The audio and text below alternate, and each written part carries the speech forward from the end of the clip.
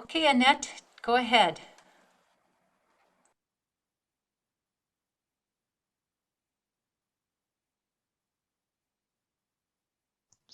Okay, is everybody able to hear me and see?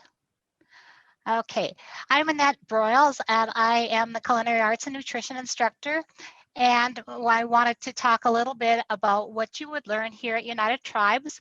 The goal of the Culinary Arts and Nutrition department is to gain hands-on experience in food preparation using commercial equipment and learning kitchen management. We are a very small vocation and our facilities are located in the Skills Center at United Tribes. And you will find that we have a classroom that we turn into a dining room where we feed up to 40 people. And then we have a commercial kitchen with all the necessary equipment to work in the industry. And one of the exciting things is we'll soon have an automated hand washer.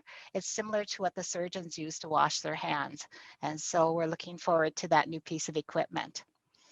Our degree plan is 60 credits. We have 27 general education and 33 core classes on that. And so I want to talk a little bit about the classes. And I decided that pictures are the best way to do that. One of the first classes that you would take would be managing food protection. In that class, you get introduced to the garden, but the most important part of that class is learning your food safety and sanitation regulations that you're going to need the whole time you work in the industry. At the end of the class, you'll have the opportunity to take the National Serve Safe exam, and that exam it shows your employers that you know how to work safely with the food. And its certification is good for actually for 5 years. And so again, you can see that during that time, as we're learning about food safety, we also have a few labs where we do work with a lot of the garden produce since that is available to us on campus. And you can see here a student receiving the certificate during our fine dining experience, usually in December. The next class, that first class is blocked. A lot of my classes are blocked, and the reason for that is so that you don't have to focus on taking 2 or 3 classes from me at the same time. We have you take one class, and then that one, when it's completed with the hours, then you take the next class. So before you ever start, you get your food safety sanitation, and then after that, then we would get you into food science and cooking skills, which is basically a beginning cooking class, and it's going to teach you all the skills and the science behind what you need to know for the cooking. For example, have you ever wondered why, if you're making a yeast bread, sometimes your yeast works and sometimes your yeast doesn't? In that class, we'll explore what you need in order for that to work. You can see here that we have food preservation class, and so we usually do a batch of choke cherry jelly. We try to work with indigenous ingredients whenever possible. And then also you'll notice that the students do wear a uniform. They have a chef coat and they also have skull caps. These particular students don't have the skull caps on. And we've had the opportunity for the WIA program on campus, or the WIOA program, has now been picking up the cost of the jackets and the skull caps, as well as black pants and non-skid shoes that are required for the program. So this would be your first semester classes that you would take that are your core classes. In the second semester in the spring, you would take Culinary Fundamentals. In that class, you take knife skills, and then we work on a variety of things like stocks, sauces, proteins. Here you can see that we did in Popiot cooking, which is the top picture there, where you cook in parchment, you steam, it works good for fish or for chicken. And then we've worked with proteins, and then we do a sandwich and a presentation. So you get all the skills that you need to work in the commercial kitchen. Blocked with that class then is a culinary baking class. A lot of students come in thinking they want to be baking. Some of them still want to be bakers when they leave, and some decided that that takes too much precision work. But here you can see some of the baked goods that we do, cake decorations on there, fancy desserts, and then we try to present our food to people on campus. And so we had an event set up for the faculty. Another class you would take is managing food service operations. So this is kind of a behind the scenes. It's not a lab class, but behind the scenes, what do you need to know about ordering the groceries, producing the groceries, serving people, facilities design, and so on. This class also includes field trips in it where the students get to actually see behind the scenes of casinos such as Prairie Nights. We go to a healthcare facility and see the way the food service is set up there so that you can actually kind of see the locations of some of the places you might choose to work. In the fall, then you take a class called Quantity Foods. And this class, we prepare meals for 50 people. Now, if we can serve in our dining room, we changed the classroom over to a dining room. We now have 4 top tables. These were prior to that.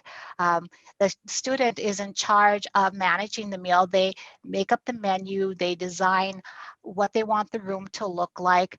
They manage the rest of the students, and they purchase the groceries, and they get a lot of hands-on experience in that, in the comfort of having an advisor there or instructor there. You can see on the far left, that was this year's service. We had to go to takeout to go out the back door. So a little bit different matter of offering our quantity foods. Also that in the fall semester, second semester, fall, you would take fundamentals of nutrition, where you would learn about nutrition and meal planning. In the spring, then we have Culinary Explorations, and this is you can see where they grew me a herb tower. So we've had fresh herbs throughout the whole fall and spring semester. And so we try to use fresh produce whenever available.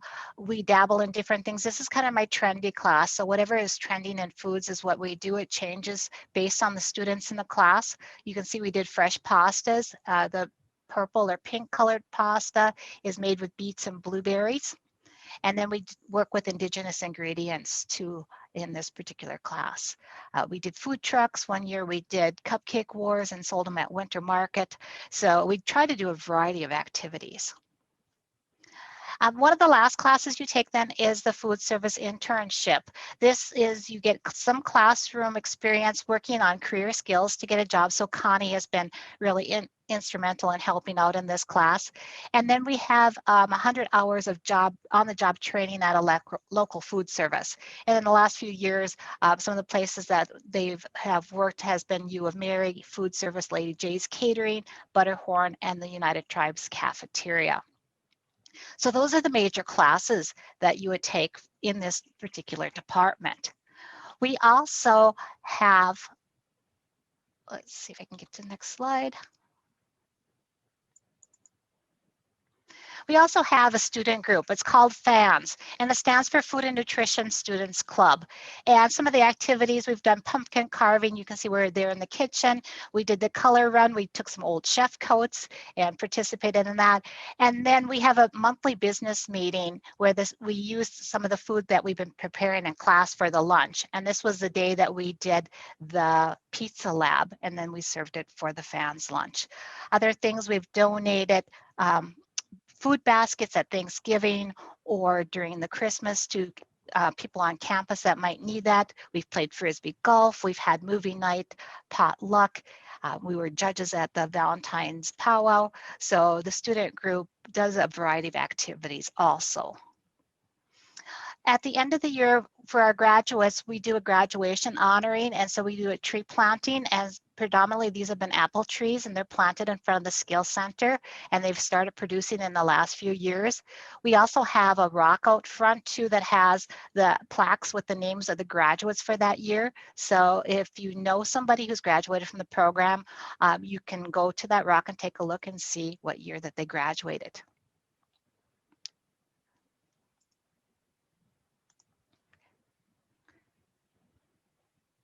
So as you can see, we have a lot of fun.